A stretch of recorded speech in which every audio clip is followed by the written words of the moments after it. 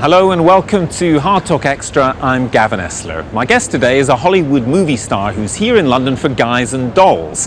His breakthrough movie was Dirty Dancing, but in recent years, like Mel Gibson and Tom Cruise, he's had to confront his own demons and those of Hollywood.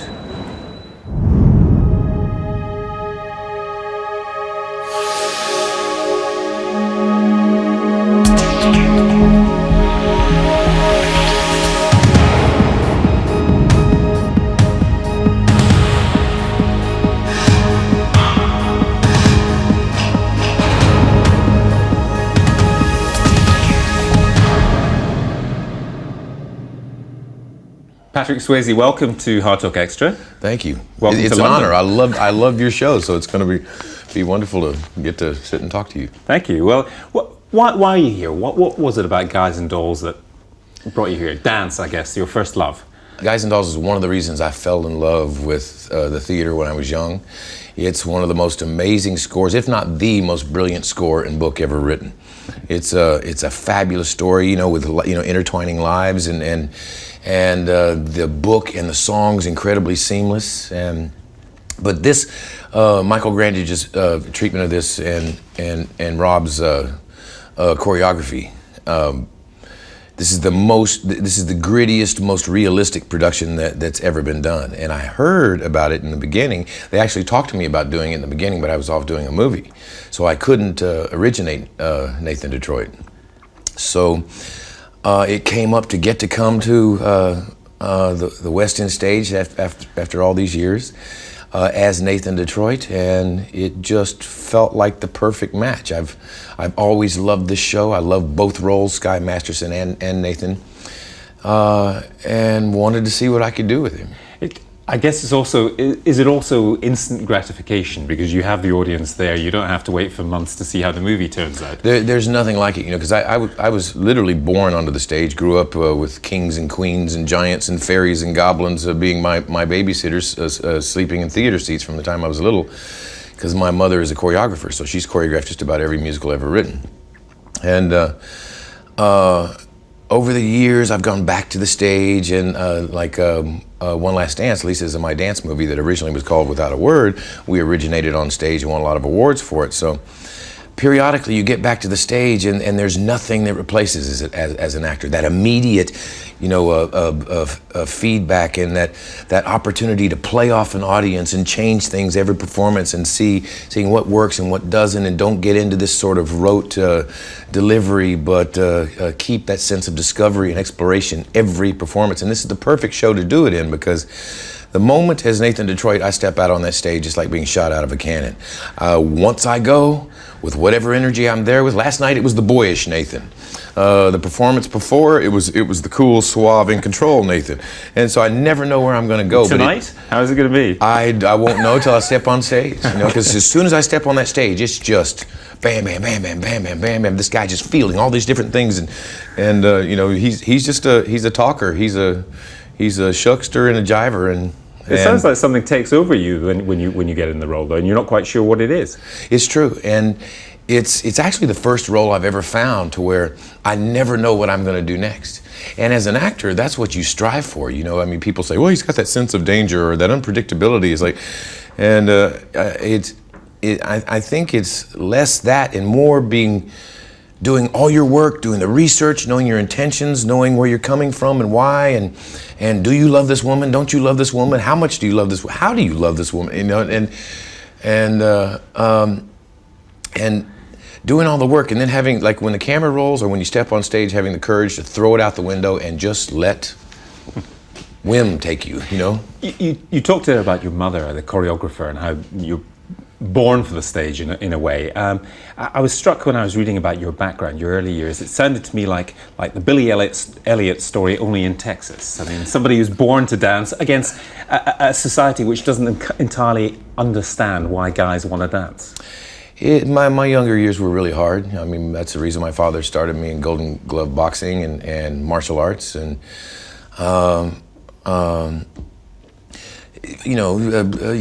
Yeah, I got beat up by a lot of rednecks when I was little, and hospitalized once, and then made a determination that no one was ever going to do that to me again. Actually, at 13, I had an opportunity to learn a big lesson. I decided, you know what, I'm going to quit the arts and start talking it down, and just so I could fit in. And I did that, and it didn't change anything because I'd been involved with it at all in my life. The ridicule and the violence and the hassles continued, and I made a decision at 13 years old that I was never going to let anyone stop me from going for or believing in what I believe in ever again. What was it about the dance that got to you? Was it the athleticism, the grace, or what was the spark there?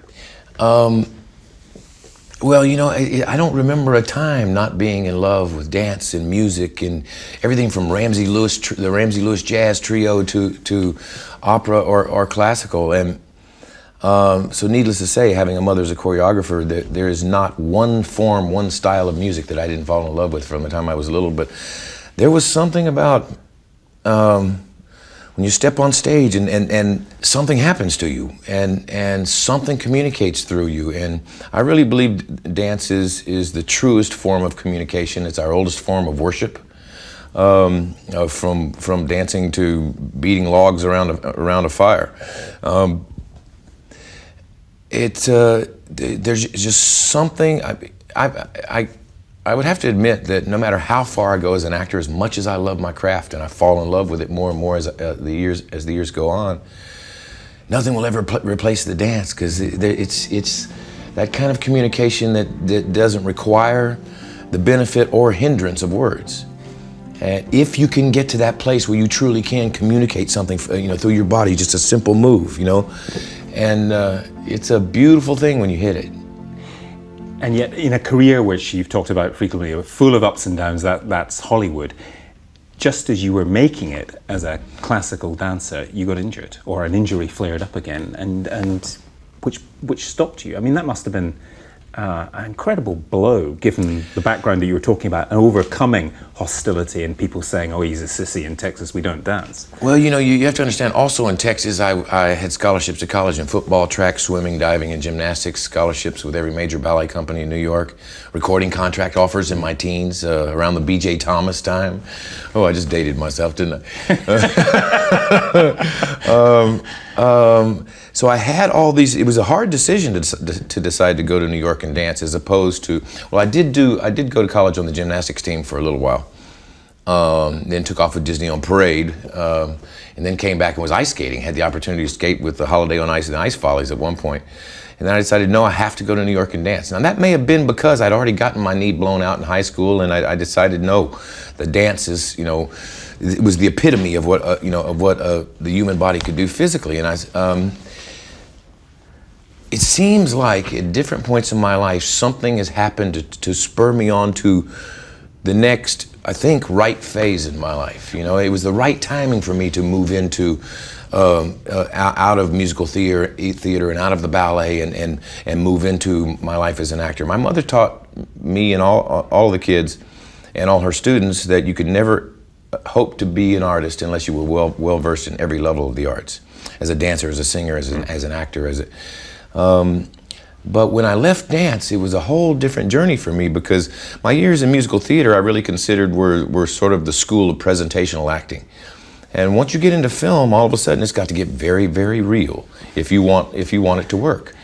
Very, very real, but also it's a kind of unreal world. I mean, you were entering this very peculiar world of Hollywood, where one minute you're the greatest star that there has ever been, and the next minute, who are you? I mean, it's like that for everybody, isn't it? I think I'm on the fifth refocusing of Patrick Swayze's career, and this is a fun one. How do I turn into a mature leading man? I mean, God, if I could be Sean Connery, it'd be a dream.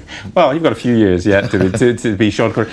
I talked to Penelope Cruz about dance and so on, and she said, well, the great thing about acting was there wasn't so much pain and suffering compared to ballet. That's true. Is that true? That's very true. It's not exactly an easy life, but physically it means you don't have the sore feet so much. But the dance world teaches you something. As much as, if taken negative, it can be not a good thing. But the concept of suffer for your art, pay your dues, and then it takes me into Texas cliches. Only the strong survive. Nobody said it was going to be easy. If it's worth having, it's worth working for. I live by these things in my life. And the only thing the only reason I feel I ever got a job stepping in a casting session with 50 other guys better looking than I was because while they were looking in the mirror, I knew how to train. I was studying, I was working, I was learning a craft, I was experimenting, I was succeeding, I was failing. And when you get into that head, born out of the dance world, there is no high, there is no low about a career. It's about a process. And that process never ends.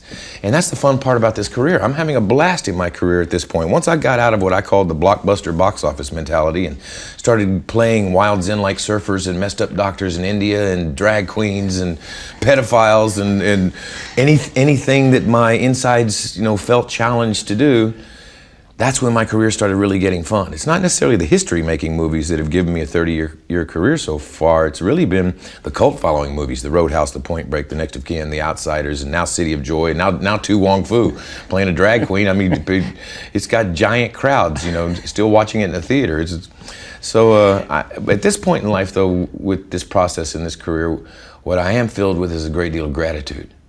I really appreciate fans giving me a career this long and seeming like they want to keep watching.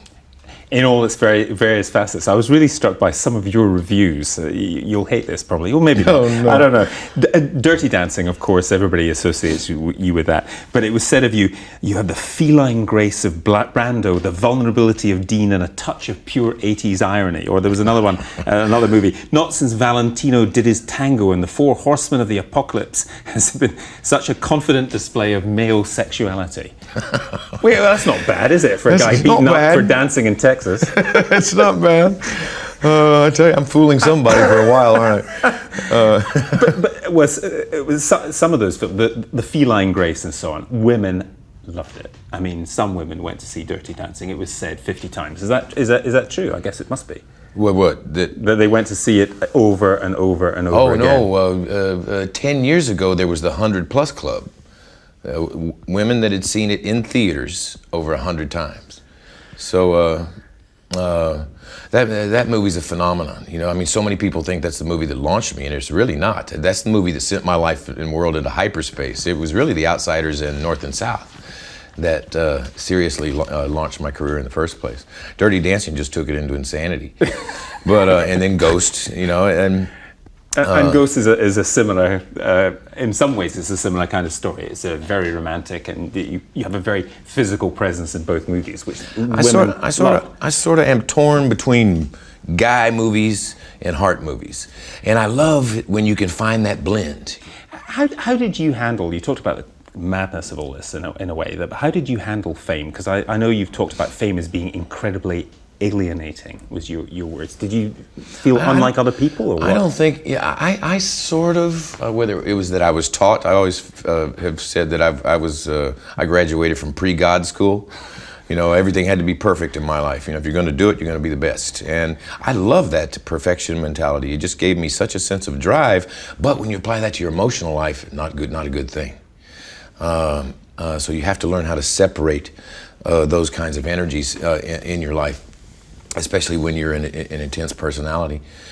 But I don't think anybody can prepare themselves for fame. I mean, I don't know if you, early on when you're just in the process of trying to accomplish, certain goals, can you have any real inkling of the loneliness that comes in, that you can go nowhere anymore? You have to literally replace a life with a life. You have to, being a very outgoing, people-loving person, you have to learn to like quiet, like being by yourself, and that's where horses and animals came into my life. Your ranch, you put a ranch. Getting on a horse and disappearing into the mountains is my soul rejuvenation. It is me and my dogs and my horse and my pack horse, and just go away. Why does it disconnect you so much? Why do you find it alienating in the sense that? I mean, well, look at the quote. Look at the quotes you just read. Do you think I consider myself to be that?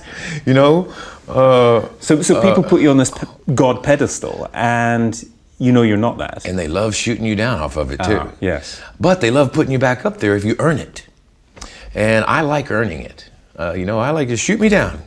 Come on, I'll be back. You understand, because of your personal experience, what Mel Gibson has been going through too, don't you? I mean, the drink, and then behaving really badly and doing some stupid things, saying stupid things. You're a friend of his. I've known Mel a lot of years, and I've really said all I'm going to say. I mean, and sure enough, the press take it as Patrick Swayze's Mel's defender. Not true. You know, when you screw up, you got to pay the piper. You know, and then when you look, Mel said some very stupid things. Does he believe them? I don't know. I've never thought he would, and I hope not. If he does, get in some therapy right now. You know what I mean? Fix yourself. Change these things. The only reaction I had about people jumping on Mel is, oh, look, the newest sacrificial lamb. We love to burn people at the stake. And you especially when you got terrorists getting ready to, blow up planes, from London to the, United States, and we're focusing on this. Yet,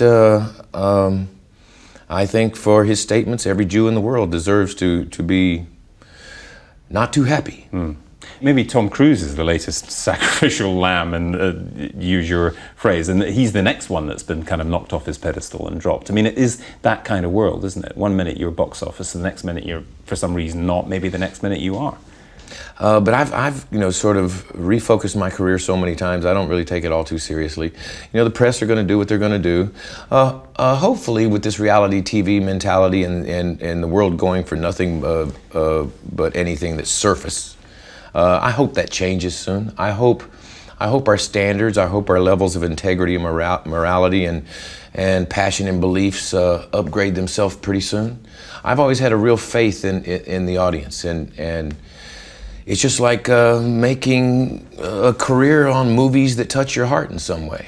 That's, to go back to the early part of our conversation, that is presumably why in Donnie Darko you chose the very different role of a pedophile, very unsympathetic role, the drag queen and so on. I mean, did you feel that you had to, it's not about the money, it's not about the running away from explosions in these huge Hollywood box office things, it's about doing something that's much more demanding for you? I've never been about the money, ever. I've always been about, I have to have a sense of passion and a sense of purpose in my life, or that little bird dies inside of me. And I think it's all of our job to keep that little bird of innocence alive, and to keep the cynicism out, because the world wants to make us all very, very cynical and destroy everything there is worth believing in. I mean, even movies are now starting to attack our faith, and it's like, oh, what are we doing to ourselves? It's like, okay, great, I mean, a certain level of irreverence is fabulous. It's a great key to awareness, but take it too far and it becomes destructive. Same thing with alcohol. Same thing with an obsessive personality. You got to direct these things. You can direct negative energy in a fabulous way if you just be like a mirror, just like martial arts, just like Aikido. Don't meet force with force. Go with the force, then it's yours to do with what you will. And I think that's also a good metaphor for life. I noticed you pointed at yourself when you said the words obsessive personality. Oh, yeah. What does that mean? I'm a driven being. I get into something, I'm like a pit bull. You have to kill me to get me off. I really love what I do, and when I love it, when I love a person, I am your loyal best friend to the death, and I'm just like a good lapdog. Where does that come from? Where does that obsessive thing come from? I think it's just innate in people. I mean, I've always had the desire to be something, to accomplish something, to count for something, and also it's interesting with fame, and the more I accomplish, it never ends. You reach a goal. I mean, the best way to screw up somebody's life is give them what they want. You reach a goal, it's like, wow, why isn't this enough? And you have to make up a new goal, and another one, and another one. It's just like looking at issues in your life. When you study human nature, so many people get stopped with one obstacle right here, and if you just look over that obstacle, you can realize, wow, there's a whole lot more. Get this one passed. Deal in quantities of obstacles. And so in concept, you can handle different energies that exist in you. And so I've turned this obsessive personality into a system to accomplish things I want to accomplish in life. Otherwise, if you don't, with people in life, if you let it turn in on itself, that's a scary thing. That's not pretty. That's Pandora's box.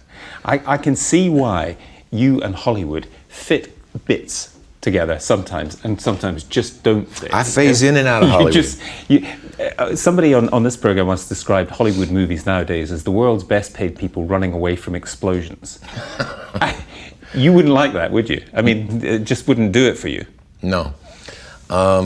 Quickly I realized if you get sucked into the game, you know, in the consciousness of Hollywood, it's like with fame, an actor believing the hype. If you dare believe the hype, it's the beginning of the end. You have to always, that's the reason I have animals in my life. When I'm with my stallion, if I'm not 100% accounted for and present, I might as well get away from him because he'll know it. He'll smell it and he'll get me off of him. So my animals in my life have become an incredible emotional barometer for me. They tell me whether I'm full of it or not. They let me know if I'm okay or not okay. But also it comes down to, you know, jump on the wagon or don't. And so many of us don't jump on the wagon because of fear. And I think fear is just another concept. Fear can become your friend. You can learn to use it and make it work for you. In what way? In relationships and everything. If you're scared of a relationship, jump into it. You know, fall in love. Learn how to fall in love. It's like life imitates art. It's just like, you know, the key to Lisa and I being together so long is we've gotten really inventive at learning how to fall in love over and over and over again, and never taking each other for granted, and reinvention and a sense of play and deeper levels of friendship. That's very un-Hollywood as well. What are you doing there? That's true. Yeah, well, we also, you know, we call our ranch Rancho Bizarro, so, you know, we consider our world to be a little strange up against the usual standards. So I saw an absolutely wonderful quote, because I'm determined to torture you with these quotes. This is from you. You talked about your career refocusing in the past, and you said you were trying to figure out how to orchestrate a career that moves forward like a freight train and doesn't kill you in the process. I said that sounds like me. I'm a very OTT sort of statement maker. But it hasn't killed you in the process, but I'm not sure whether you think it moves forward or it doesn't, does it? It does all kinds of strange directions. It dances, and you have to go with it. But also you have to manipulate it too. You if you want the kind of career you want, you can't keep going down the same path. You know, like each time I'd be going down a certain path with the Roadhouse and Next of Kin's and that kind of thing. Like, oh, I'm gonna turn into the action dude, I'll never get out of it. Oh, Dirty Dancing, I'm gonna turn into the sexy romantic dude, you know, or the dance dude, and I'll never get out of it. So you choose to be a drag queen instead? Yeah, just surprise yourself. Patrick Swayze, thank you very much. Thank you. Pleasure.